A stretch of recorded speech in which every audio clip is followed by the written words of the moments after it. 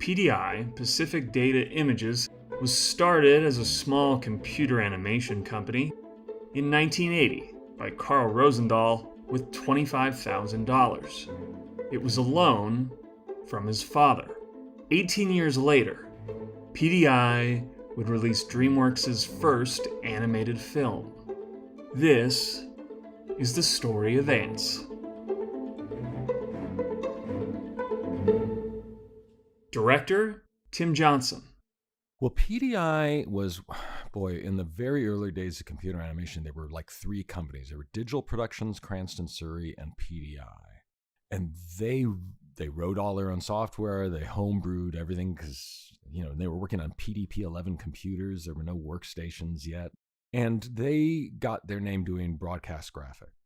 I think famously PDI's first real paying gig was the Entertainment Tonight logo. The big gold, glossy 3D text. And they'd been in business about 7 years when I was a lone gunman in Chicago at Post Effects working on the Alias system. And I was just me. And I finally got permission to, budget to hire an assistant. And I went to SIGGRAPH and I put up a help wanted sign on a board right next to PDI's looking for character animators. And so I hired my replacement, not my assistant, and flew out to California from my home in Chicago in 1988. And it was really great timing. They were looking to get more into character animation. They were still heavily into broadcast graphics. Even TV commercials were considered an improvement, so to speak, of the range of work. And so from 88 to 90, the effort was to get us into TV commercials. And so PDI at that point was just wrapping their brain around creating squash and stretch characters. We did Locomotion, Steve Goldberg's short film, which is really charming. I think it's on YouTube. Check that one out. And we did the Pillsbury Doughboy. That was the kind of a big deal in a sort of advertising history of CG to take a classic stop motion character and duplicate his charm in CG. And so really quickly, CG special effects for movies started to take off. PDI opened an office in Southern California. And I just couldn't see any future in being a service company with a 3% margin. For me, it was always about telling stories and the dream of doing a feature film. Director, Eric Darnell. Well, after CalArts, I kind of did odds and ends for about a year in LA, doing title cards for VHS, direct-to-consumer tapes and stuff like that. And then the kind of stuff you do when you first get out of school and don't have a real job yet. I was lucky enough to get an internship at Pacific Data Images and kind of ended up staying there and working for the early 90s, I suppose, there. And it was great. And that's where I met Tim Johnson and so many other folks that have remained a big part of my life and even career. And we were doing primarily television commercials, selling soap and that kind of thing. What I really wanted to do, in fact, everybody, at least in the character animation group that I was a part of, wanted to do, was to do entertainment and stuff that was kind of creatively driven internally. And as much as I hoped that would happen at PDI, it hadn't happened yet. Director, Tim Johnson. It was weirdly frustrating and super reminiscent of what I heard about Walt Disney's journey. It's like Walt would say, I'm going to not do shorts anymore. I'm going to do Snow White, and it'll be an hour and a half of animation. And people literally said to him, won't people's eyes just hurt? 7 minutes is long enough. Nobody can watch an hour and a half of animation. And so here we were pitching CG, and arguably CG was very early. But time and time again, you'd go, for an hour and a half? I like your story and you guys seem smart, but I don't think an audience wants to see an hour and a half of computer-generated images. So we went down the road with several big studios developing the stories. Director, Eric Darnell. I decided now's the time to take a leap. So I left and talked to a lot of major studios. I was sort of in this sort of naively luxurious position where I wasn't necessarily leaping at the first job that I got. And so I wasn't jumping at that job either. And in retrospect, God, I should have grabbed anything, right? But I didn't know any better, right? And so then Jeffrey called me back and said, I hear there's issues. I go, oh no, I'm just, and then he was very adamant about, wanting to pull people together to help, make this thing happen. And I actually got offers from other places for more money, but I was inspired by his vision and what he was saying to come to DreamWorks. And and so that's what I did. And it was really interesting time because nobody really, people knew what they were doing better than I did, but still, starting a studio like that from scratch. So it was a really interesting time, and recognizing that computer animation was sort of coming on strong, and how were they going to do it there? And there was many different directions we could go as there were people back when there were no titles, and so you never quite knew where you stood. And yet it was also really very exciting. And so that's sort of the beginning of my time at DreamWorks, which I guess was about 94, 95. And then Toy Story comes out in 95, and we were the belle of the ball. All of a sudden, everybody wanted to be in the CG movie business. And so Pixar really led the way, and everyone just stood back and watched. And, Pixar experienced a lot of doubt and heckling, like, sure, an all CG movie, people are going to really pay to see that. Toy Story is a brilliant movie, a great story. And in spite of the advance in technology, you can watch it today and get just as immersed in it. And so we were following in their footsteps in a way, but we had to pay the bills and keep the lights on in a way that Pixar didn't. Steve Jobs could float it and keep their aspirations for feature film alive when we had to still do logos and TV commercials and squeak on by.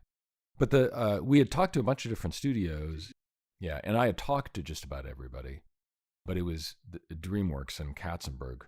Like Jeffrey consistently amazed me about how quickly he would wholly commit to a decision.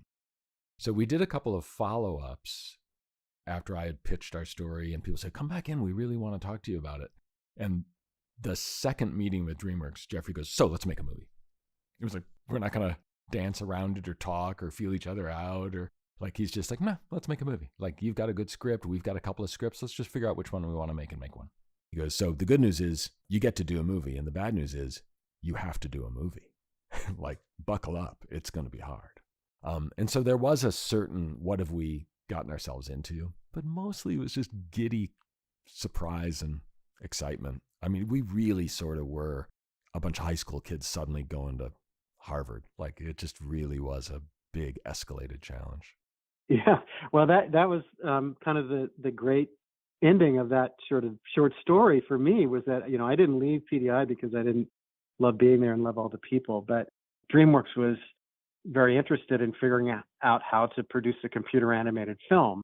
And certainly that wasn't anything I'd ever done, but I did work at a company that had done computer animation. My response to them when they asked, how would I do it? I'd say, well, I'd go find a company that knows how to do it and take advantage of that, and not try to build everything from scratch, which it seemed like some folks they were trying to do. And I wasn't the only person that I think gave them that advice.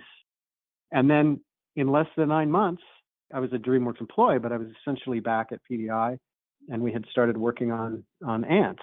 It's about 80% what they had and 20% what I brought. I brought a film called, of all things, Bugs, and it was about miniature ant-sized creatures that lived in a colony, and it had the same sort of story of a little worker character falling in love with the princess of the realm. So we liked the romance in that, and Nina Jacobson had the neurotic ant wants to be an individual. So Nina had an early script, forget the first writer, he's credited on there. Nina had an early ant script, and we looked at that and we folded in some of our ideas. And then what really popped was hiring Chris and Paul Weitz. They were an unknown quantity at the time, and both guys have just fantastic talent and have had stellar careers, but they the brothers Weitz wrote the first draft. They wrote it really quickly, and I think Jeffrey said, let's make a movie in like January of 96, and we had a Weitz brothers script, I'm gonna say by like May, like really fast. And I think Katzenberg at the time said, this is the best first draft I've read in many, many, many years. Like, this feels like a fourth draft. This is really strong. So we started to board right away. And that's why Ants came together so quick. It really happened inside of about 2 3/4 years. I mean, we released, I have to look up at the poster, we released in October of 98, and we began in early 96. So it was like 2.5 years. Tim and I were partnered very early on in that, and he was actually at PDI. And so I think it was a way for the two of us to sort of bridge the gap between the two companies as we were developing this project. And, that was the easiest thing in the world for us because we were already good friends and we'd known each other for years. And so that was a really great partnership. Although we had no idea really what our role was. We were just there developing the project, which we'd never done. We didn't, we had no idea what we're doing. I mean, it was imposter syndrome, but it wasn't even imposter syndrome. We were just flat out imposters, right? We had no idea what we were doing. And, you just wake up every day going into work wondering, I wonder if this is the day they'll fire me because I don't know what I'm doing. But we just kept plugging away and started looking for, people to help design the show and people to help, with the writing of the show. And yet still, no titles at DreamWorks. So we didn't know what our real role was. And then one day, one of the producers at DreamWorks brought some outsider in, was giving him a tour and said, oh yeah, this is Tim Johnson and Eric Darnell. They're the directors of Ants. And we both looked at each other like, we are? I'll never forget that moment because that's how we heard about it. It was pretty amazing. And so I don't know, it may have been a carefully planned information drop, or it may have been an accident. And then they realized, now we told them they're the directors, so we better make sure we get a contract in place. So I don't really know. All I know was one moment I was just helping develop the project, and the next moment I was a director, and that was okay with me. The movie would also go out of its way to avoid being Disney cute and have harder-edged characters. We were kind of cute allergic, unprecedented in the world of animation, probably. I mean, they are squirting acid on each other. And we have a beheaded character die in Z's arms. It's dark and like the tone of Ants I'm still very proud of in that it's a comedy with life and death stakes and a genuinely macabre sensibility. Like, it's definitely got, you have to have a little bit of a darker, more twisty sense of humor for some of the tone of the show. We weren't glib in the movie. We took everything seriously, but there was an irreverence in it that was pretty outrageous. And we got to say, I don't like drinking from the anus of another creature. Like, who could say that in a movie today? And we got away with these kind of very, edgy, more adult skewing comedies. So it drove Jeffrey crazy. Here's an example of how he didn't overrule us. We had character designs that were super cute. Like, he kept saying, guys, look at Jiminy Cricket. I mean, that's a cricket, but he's really cute. And Eric and I, and maybe especially Eric's like, we just want him, this is an edgier, darker story with more adult jokes. So let's do something that feels like we're seeing real ants. And so the character design was pretty aggressive and not cute. I hope to think that they're charming, at least as actors. They're the not leading man or leading woman character actors version of cute. I find them, they're kind of riveting, but they're definitely not stuffed animals. But they have edges and points. Yeah. Yeah, they're easy to draw. When you draw them, they're really fun to draw because you have these points that you can use to kind of create swooping character designs. So, well, I think because, we and Katzenberg as well, I mean, we never really thought of it as strictly a kids movie. We saw an opportunity to try to push the animated film in different directions and maybe find a broader or different audience. So we kind of made we made the movie for ourselves, and maybe that makes us young or whatever. I don't know. But, we weren't necessarily ever trying to dumb things down or play down in age or anything like that. Making one of the first CGI animated films would be challenging enough for any first-time director. There was, however, another fly in the ointment. DreamWorks' biggest competitor, Pixar, was making their second CGI movie, and it too would be about bugs. everybody knew they were working on A Bug's Life. And so we were definitely cognizant of it.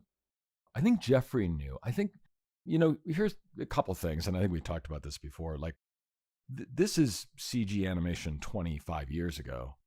You can't do fur, you can't do fabric. And so everybody was doing stories about bugs and fish. I mean, everybody.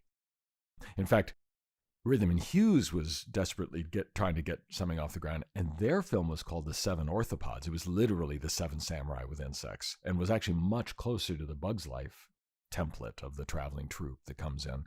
There have been persistent rumors that Jeffrey Katzenberg took the idea from Pixar's John Lasseter, which makes for a great story, pitting DreamWorks' boss against his old Disney studio.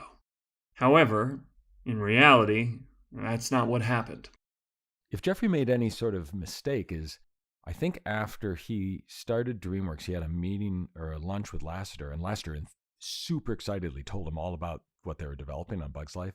And Jeffrey, already knowing we were looking at ants, didn't say we're also developing something along those lines. He kept his cards close to his chest, and John felt, perhaps deservedly, really insulted that, but there was the idea that somebody would steal an idea is kind of absurd. The stakes are bigger than that. The players are more mature than that. The idea came as much from our, studio's script and Nina than it did from Jeffrey. So, and I don't know if he would have pursued it if we didn't get such a great cast. I think in some ways they used that sort of competitive anger to fuel their team. And there's, I think even people at Pixar would say they had a pretty big ego about it. Like they wanted to be the only people making CG movies. And I think they were a little naive about how long their, honeymoon would last. So it's funny. I think we were maybe just naive. Like, there wasn't a lot of feeling of competition. Like we knew enough about their story, and especially by the time, we were like, oh, they're just making a different movie. So maybe that was partly self-defense, but mostly it was just like, I still to this day believe that a rising tide floats all the boats. Well, I think everybody knew kind of what was happening at other studios.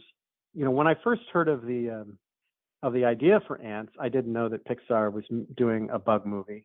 But when I learned that they were making a bug movie and, expressed my concern, Katzenberg said, look, there may be more than one bug movie out there, but you never know what's actually going to get made. You don't know what story they're telling. We don't know anything. And so if we'd said we're not going to do it because somebody else might do it and it might be in the theaters in 3 or 4 years, that's not the way to operate. As long as we believe in what we're doing and we think we have a story to tell, why would we stop? And so we didn't set out to beat them when we started. We didn't, nobody had a release date. Who knew what was going to happen over the next several years? But when it became clear in the last sort of 5 or 6 months of production that they were going to be coming out when they were coming out, that's when we had to sit down and have a come to whatever moment and say, what do you guys think? Can we get out there first? And we did, and I think it helped us. I don't think it hurt them. Pixar even then was a powerhouse, and that movie that they made and every other one has been absolutely outstanding. So, but I do think it was the right thing for us to do, and we didn't compromise the film to do that. We weren't going to come out first. So we did, but we had this great script and we boarded it. And then the second full screening, Katzenberg said, once again, you're kind of a screening or two ahead of where most films are. He was making Prince of Egypt at the same time, and they were kind of struggling with, their fourth screening still. And he's like, your second screening's better than the fourth screening of that movie. Given how far along the story is, there's no reason not to advance our release date and get out in front of them. And we just knew that if we didn't find a way to come out before A Bug's Life, that we would always and only be compared to A Bug's Life. And so it was really important to be able to come out with something on our own, unqualified, and make that mark. And so we decided, we've got X amount of time to do it, and we did it. According to Steve Jobs, at one point, Jeffrey called us and asked us to convince Disney to delay the release of A Bug's Life beyond the holiday 1998 season. because that's when he wanted to release Prince of Egypt. He said if we did that, he would kill Ants. And we said, don't go there. So Ants was going to be made, and so was A Bug's Life. Now it's time to talk about the all-star cast that brought this movie to life. The elephant in the room was, of course, the casting of Woody Allen, which would be simply unthinkable nowadays, but it was certainly a different time. It's funny, now, of course, unthinkable to put him in a kid's film. There was a concern, actually, and I'm trying to remember. It wasn't enormous, but it was, okay, there was a concern. Our original casting for Princess Bala was Sarah Jessica Parker, and she was absolutely lovely, and we recorded like 3 times with her, and there was one principal problem. She sounded 9 years old. Her voice is so youthful that to do a love story when that voice sounds pre-adolescent, and then you put Woody Allen on top of it, who had just left Mia Farrow for the adopted daughter of Mia. And yeah, so it was we parted ways with Sarah rather painfully. She was lovely and great to work with and super talented, but the voice match with Woody, whose voice did sound a little older, just was a bad vibe. And then add this more recent cloud over Woody, and you're like, this is not gonna sell. And so immediately shifted it to work with Sharon Stone, who was perfect. She's got a much more grown-up, steelier voice that could kind of keep up with the Woody Allen tone, and the romance didn't feel awkward. I can't remember whether I felt like I had blinders up. I was super excited to be working with Woody. I am a huge fan of his films. And of course, sordid details were to follow. It was all about Sun Yi, and so that made people uncomfortable, but it wasn't criminal. And so it didn't get terrible until accusations, came from the family. Woody was sort of a dream to work with. It's funny, I thanked him at the end of one session because he tried everything I asked him to do. It's like one of the scenes was just being boarded, and we didn't know, the final dialogue. So I had like 3 or 4 versions of every line in this 12-line scene. So it was going to take an hour to go through them all. And I showed Woody that, and because he's a director, he kind of loved the process. He's like, oh, that's great. I should do that in live action. Like, he was interested to have a front row seat at what is it like to just use your voice. And so he was the most directable guy maybe I've ever worked with. He never pushed back on even my dumbest directions. He'd just go, okay, I'll try it. He knew from himself, like, when I ask an actor to do something, it's because I have a reason for it, and I want them to see if they can make it happen. So he was great. Once Woody Allen was on board, Ants would land a 90s dream cast. Sharon Stone, Sylvester Stallone, Jennifer Lopez, Dan Aykroyd, and Gene Hackman. We got Woody Allen because that was just such good casting. I mean, it's a neurotic ant. And even if we didn't cast him, we would have written in that kind of voice, probably. And it sort of snowballed from there. I mean, Prince of Egypt has some amazing casting. Martin Short and Steve Martin and Val Kilmer. I mean, but Ants, because it was a comedy, could draw upon just a larger pool of animation curious talents. And so it sort of snowballed. We got Gene Hackman pretty early as well. And I think everyone is shocked, like that Gene said, sure, I've never done it. I would love to do it. My favorite Gene Hackman story is he's really close with his family. His daughter is a teacher in Arizona. In fact, Gene retired, I think, to be close to his family, close to his daughter. And his daughter came to one of the sessions once. And this at that point, the director, I sat in the control room, and I have a microphone. I'm looking through a glass, soundproof thing with Gene on mic. And we're doing the end speech where he goes, you're all expendable. And it's just this roaring, furious voice as he kind of confesses his crimes. And typically, he can't hear me unless I buzz in. So typically, especially sitting with Eric, and I was kind of the on point, but we'd hear a take, Eric and I would talk, Gene wouldn't hear that talk, and then I'd punch in and say something. Well, I forgot his daughter was sitting right behind me, and Gene gives this roaring performance. And before not punching in Gene, I just went, Jesus fucking Christ. And his daughter goes, imagine that voice at the breakfast table every morning.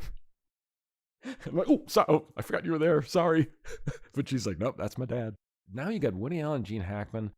So we had a little bit of, not everybody. You look back and you go, "Oh my word, what a stellar cast!" But somewhere on the sort of on the rise as well. But it kind of became its own snowball thing as well. Like, and I think Jeffrey in the casting department said, like, "Oh my God, with Gene Hackman on board, maybe we could get Jane Curtin and Dan Aykroyd. What other comedian's going to say no?"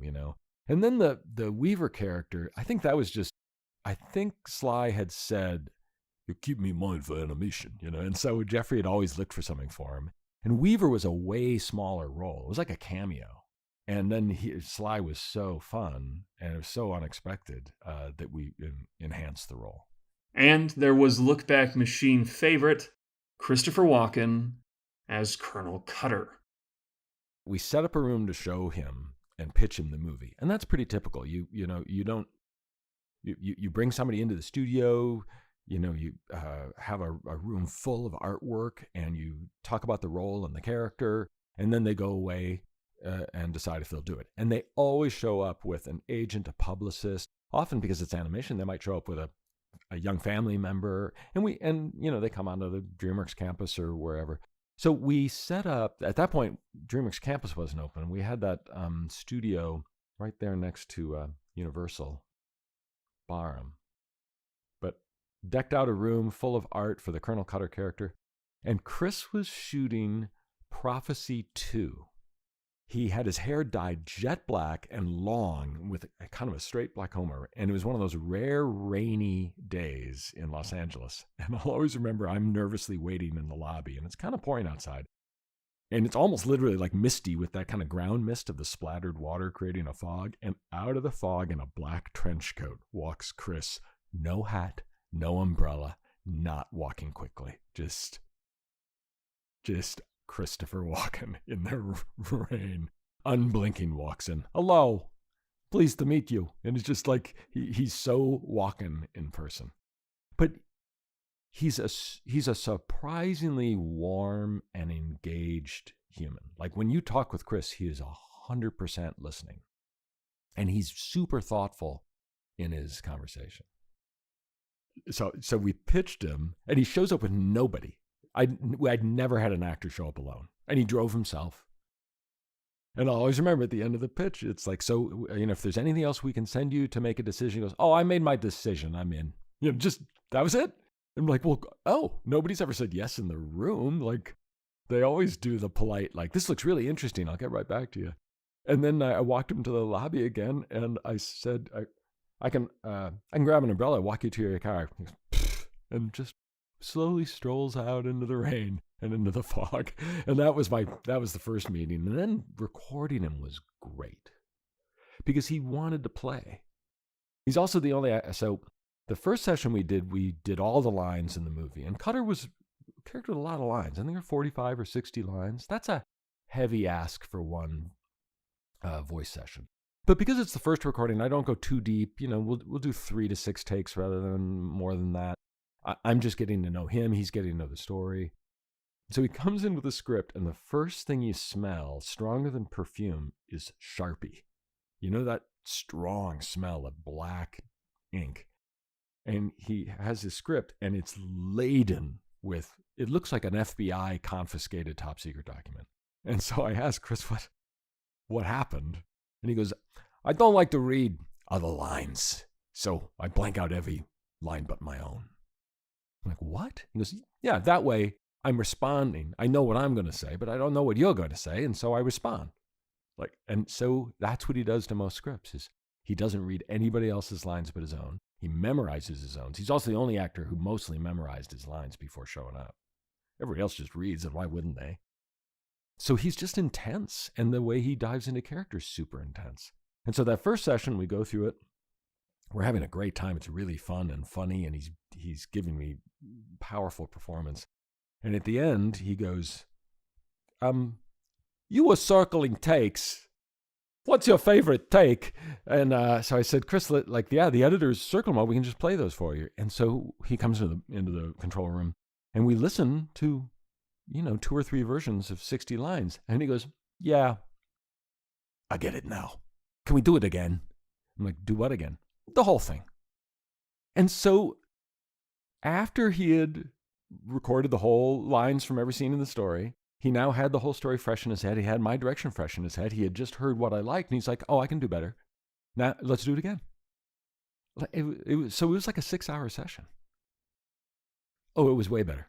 Yeah, we only needed a couple takes each time because he just like, and again, he liked to be spontaneous and to not know what was coming, and some of those takes were better. And then he liked to wrap his whole brain around it, and he just liked attacking his craft with all the tools and tricks and playfulness at his disposal. So he was really, really fun. I loved Chris beforehand, and I deeply love and respect him afterwards. DreamWorks Animation and PDI present Ants. I have to say now, having made many other films and seen, dozens of films made, we were way ahead. Like way ahead. We could have done it even faster if we had more than 30 animators. We were just small. It was really challenging because PDI had a small character animation group. And because it was CG and PDI's tools were all sort of home baked and required a level of patience and a little technical savvy, it's not like later where you could say, oh, let's take a bunch of drawn animators and train them on these tools. This is just a word processor. Anybody can, if you're a writer, it doesn't matter whether you're writing longhand or typing. But that wasn't quite true in that day. You really needed to be pretty comfortable with a technically challenging set of tools. And so it was hard, and we started hiring and looking right away, and we found folks from all over the world to hire. And still, I think the team was under 20 animators for the first half of production. Everything was so new, and it was so, why am I here in a recording booth telling, Woody Allen or Gene Hackman or Sharon Stone what to say? So it always felt a bit like, I always felt a little bit, wobbly in the knees, I suppose. And I should have, because I really didn't know what I was doing. I had, not only did I have no experience as a feature film director, but I had no experience in feature film at all. I'd never worked with story artists. I'd worked with talented artists, but never, on the level of a production designer on a feature film. I had made a number of short films myself, so I had at least gone through the process of making a film and telling a story. But yeah, I think I always pretty much felt like an imposter, and probably did in a way for much of my career, because there's always just so much to learn, and there's so much you don't know. And part of, I think, what made me a better director was recognizing that, and just coming in with open eyes and open ears and an open mind, and taking advantage of these specialists who know more about their specialty than I ever could. I guess if there's one thing I learned there, was that in some ways being a director is like literally that, in the sense that you say, okay, everybody, we need to be on top of that hill at the end of the day, but how we get there is up to you, and then let them do what they do best. I'm so grateful. And in fact, at this point in my career, I'm trying to look how to pay it back, pay it forward. I'm so grateful for the mentorship I got from Jeffrey, Sandy Rabins, and Penny Finkelman-Cox in particular. They truly took me and Eric Darnell under their wing to nurture us through what does it mean to be a director. And so I learned, I directed, the little bits of stuff for the Simpsons episode. I directed lots of TV commercials. I'd worked on shorts. I'd written scripts.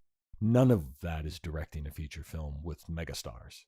And they really, nobody ever lost their temper with how naive I was or Eric was. They just really said, you know what, in our experience, if you solve this problem first, that next problem will. And so they really guided us through. It was great. But it was also new to them. I mean, CG, in terms of the storytelling, follows exactly the same pattern of, a combination of script and improv on the actors' parts and lots of storyboarding.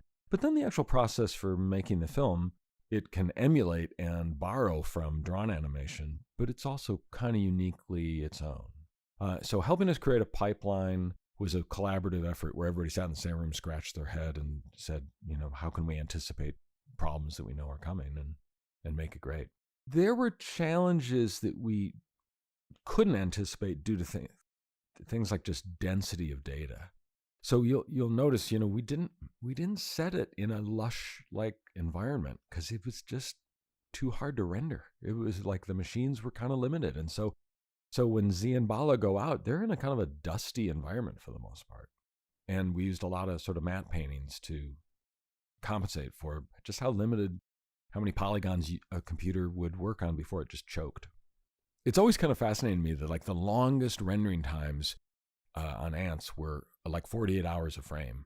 And to this day, that's still the longest rendering time. Like there's just this funny ceiling that the technology advances and the hunger for detail keeps right with it. And that 48 hours a frame is the most you would tolerate before the money doesn't line up. And so yeah, the things that I think surprised us technically were not so much like a moment in the storyboard because we knew and we could brainstorm that. It was more we didn't know until we tried it just what the like data intensity was. So the thing that pushed our technology the most was the flood. There were other big challenges. There were enormous crowds, and the ant wrecking ball was really hard. And then for us, some of the stuff that seems easy now, like just leaving footprints, like coming up with a system that you're not kind of hand animating and tracking. We were doing everything for the first time, trying to simulate depth of field, which we take for granted now because our phone can imitate it. But actually throwing focus before and behind, we couldn't do it well. It looked terrible. So there were technical challenges all around. Water, one of the biggest ones. Crowds, I'd say probably equal in size. And then I'd say the other one was just a facial animation system that was robust enough to hold a close-up. Honestly, on Ants, there were a couple times that Eric and I wanted a really tight Sergio Leone close-up, and we went, no, it doesn't quite hold up. There's something a little peeling back the curtain on the animation. It just doesn't quite have the nuance at that point. And either by the texture of even the carapace hard skin of the ants, or just the ability to do super subtle animation, we avoided overly tight close-ups at that point. The Weitz brothers delivered such a good script that the tentpole moments were there from the start. And then it was adjusting things like tone. Oddly enough, the biggest story change we made was the ending. Every movie I've done, and I think just about everyone I've worked on, has what I call the stone soup factor. The old story of like the sly fox says, I'm going to make soup and I'm going to add the first ingredient, this magical stone. Oh, I'll add carrots, I'll add this. And pretty soon the fox has a great stew, and the stone was just a ruse, but it got the stew started.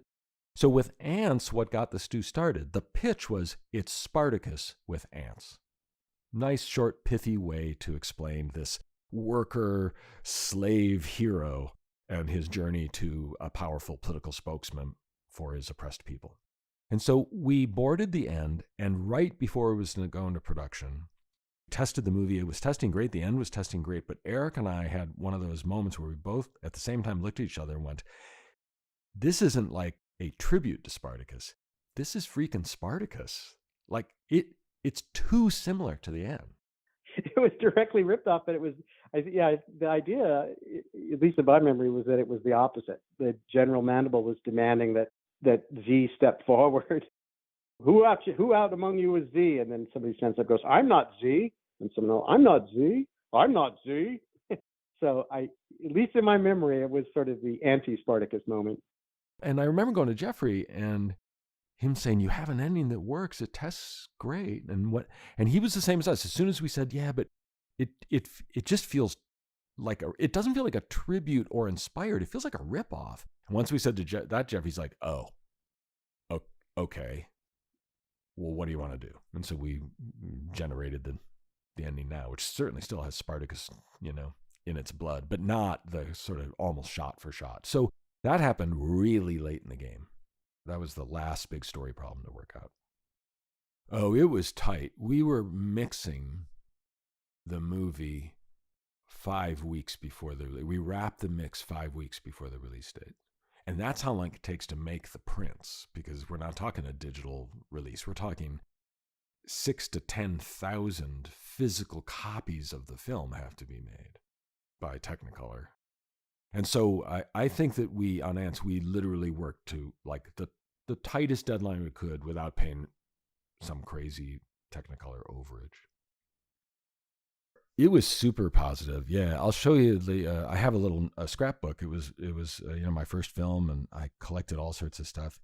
One of my proudest things of the film is the big entertainment magazine at the time, Entertainment Weekly. At the end of the year, they have a list of all of the top sort of 50 movies of the year, and this was before Rotten Tomatoes. They would aggregate about 30 different reviews. And Ants was the best reviewed movie of the entire year. And so that was just, the reviews were stellar. I think we're still way in the upper 90s on Rotten Tomatoes, or somewhere comfortably. But when we came out, we didn't get a single bad review, it felt, from any of the major print publication places I read. With Ants, I did learn to never read reviews, and I never read another review of my movies after Ants. The problem is that, like, I think it was like the New York Times gave us a crazy good review on Ants, and you read the review, and it's like really inventive, clever, blah blah blah. And then at one point they said, except for some missteps in timing on some of the action scenes, it's really well directed, or something like that. It was a rave review, and all I could remember is the one like note of criticism, and that's when you realize these are your children, and you're too close to it, and there's nothing to be learned that furthers your ability to direct your next movie. And so you just don't. You hear, 5 stars here and 1 star there, but you don't read a review. It did great. I mean, again, we only cost about $40 million. So I think we tanked out in the States at about 92 to 95. And then with overseas, we ended up doing about 175 million in 1998. So that's about 400 million in today's dollars. And then we did amazing on DVD, like crazy sales on DVD, which was, you make $8 a disc on that. So you sell 40 million of those. And so Ants was certainly successful enough to warrant a sequel. And if it did anywhere near the box office today that it did then, it would instantly generate a sequel and a spin-off TV show and a big franchise push. I mean, in some ways, Eric and I, we had our foot on the gas pedal pretty hard in the last 9 months of making the movie. And so we weren't super involved in the promotion or DreamWorks and we were in Northern California and not flying south anymore, like as opposed to the weekly meetings where we'd come down and do some work. Like we were just making the movie, at a certain point, every one of these films becomes a shot factory. And you got to pump out 1,175 shots, which I think is the shot count for Ants. So I don't think we were very involved in, we'd see the posters and they'd show us a rough cut, but we didn't have to bend over backwards. And I think Jeffrey was like, leave them alone. They got to finish the movie. They'll give you what they have and you'll cut a trailer based on that. The Ants experience was pretty charmed for the most part. It wasn't like there weren't moments of terror and neuroses. And so it's easy to look back maybe and romanticize, but Ants could not have been a better first experience for me. And I think if you talk to Eric, he might say the same. It was, I loved my partnership with Eric. I loved the mentorship I got from Jeffrey and Sandy and Penny. I was proud of the movie. I was proud of myself. Like, what a huge challenge, and to feel like with the help of these incredible mentors, I could cross the finish line and call myself a movie director. It got great reviews and it made money. Like, you can't hope for better. And I had wanted so desperately to tell a big story and to make CG a storytelling medium. So it was really checking a lot of boxes for me. And I think from beginning to end, the film took about 3 years. And I remember afterwards, Katzenberg said, yeah, that never happens, and it will never happen again in your career. So enjoy it. And at that time, I was like, what do you mean? Sure, I can make a movie every 3 years. I'm a pro at it now. But it never did happen again. And I definitely enjoyed every other movie after that with the light of how lucky I am to be able to have this job. Directing an animated film is the best job in the world. Can't tell you how much fun that is to every day walk into a room of animators who can't wait to show you, for the first time any eyes are on it, their animation, and then to collaborate with them to try to make it better. And you do that every day for a year and a half. It's the best.